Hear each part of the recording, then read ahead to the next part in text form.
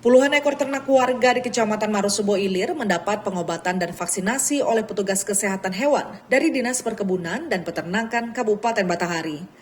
Selain kerbau, sapi milik warga juga divaksin Zembrana untuk menambah kekebalan tubuh ternak dari penyebaran virus penyakit yang semakin meluas.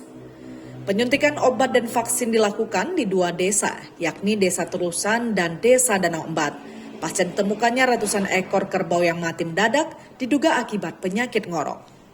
Berdasarkan data dari Dinas Perkebunan dan Peternakan Batanghari, jumlah hewan ternak yang terindikasi penyakit ngorok atau septisemia epizootia di Desa Terusan sebanyak 61 ekor.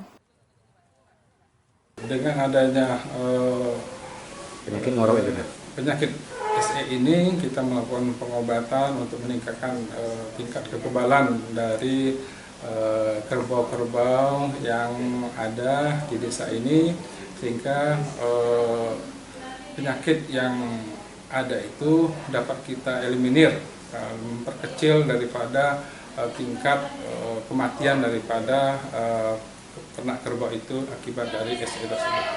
Menurutnya, tingkat kekebalan tubuh hewan ternak akan turun setelah adanya pergantian cuaca, sehingga ternak sering mengalami gangguan pernafasan dan menyebabkan kematian.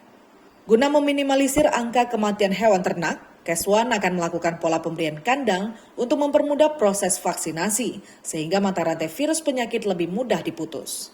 Jumadi, Kompas TV Jambi.